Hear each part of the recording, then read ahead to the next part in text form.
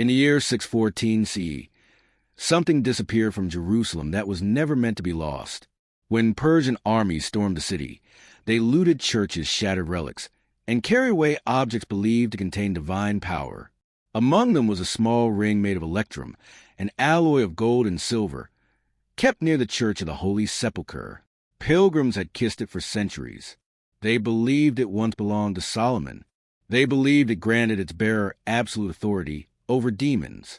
After that day, the ring vanished. It has never been seen again. And according to the legends, that disappearance may have been the most dangerous moment in human history, because Solomon did not merely command demons. He sealed them. 72 entities, bound by name, nature, and divine authority, imprisoned beneath Jerusalem in brass vessels. And if the ring is lost, the seals can be broken, which means Solomon's story is not ancient mythology. It is a warning, and possibly a blueprint. Solomon's power did not begin with conquest or violence. It began with a dream, but not the kind you wake up from confused and uncertain. This was ritual dream incubation, an ancient Near Eastern practice where a king slept in a sacred place, expecting direct communication with the divine. Solomon went to Gibeon. He offered sacrifices. He lay down in the shrine, fully expecting something to answer, and something did. God appeared to him and offered anything he desired: wealth, victory, long life, the death of his enemies, absolute power. Solomon refused all of it. Instead, he asked for wisdom, not dominance, not control, but the ability to discern good from evil, truth from deception, justice from corruption. And he received it.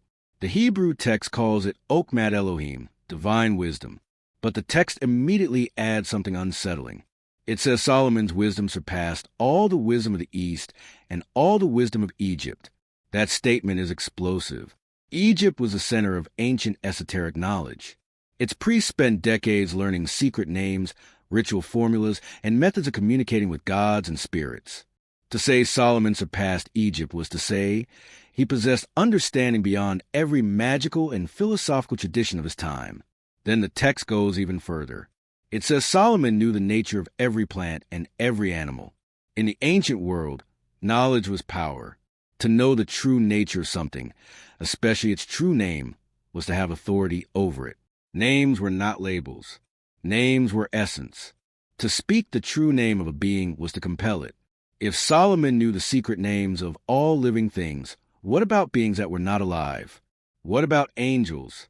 What about demons? The Hebrew Bible never explicitly says Solomon commanded demons, but it does say he fell, that his heart turned away, that he worshipped foreign gods, that he built altars to Molech and other entities later classified as demons, and that his kingdom collapsed. So what happened between the divine dream and the catastrophic end?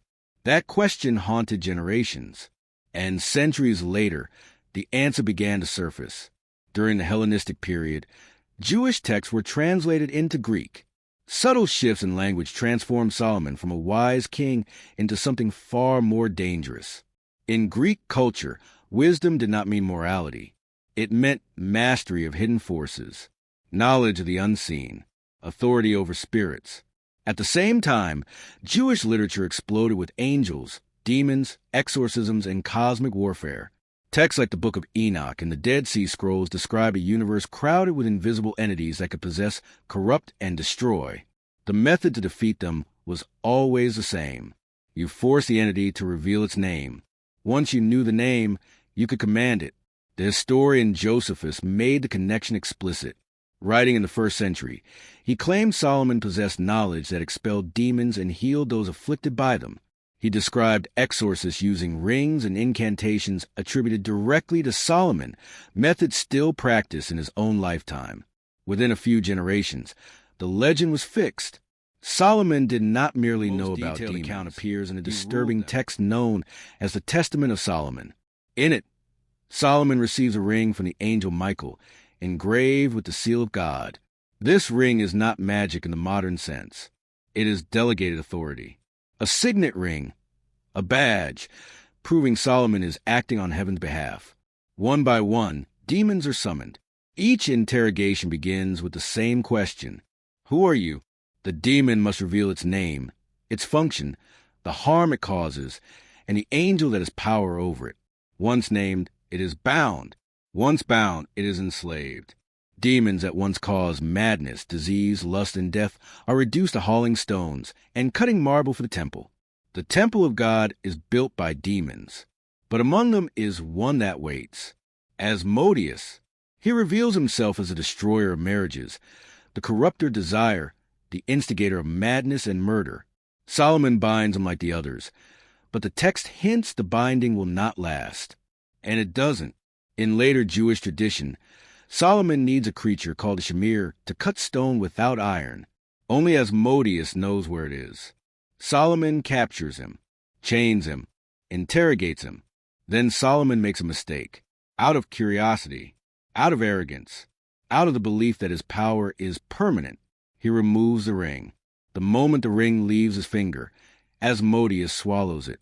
He places one foot on the earth and one in the sky. He grabs Solomon and hurls him across the world. And then the demon takes Solomon's place. He sits on the throne. He rules the kingdom. He wears Solomon's face so perfectly that no one notices. Not the ministers, not the wives, not the people.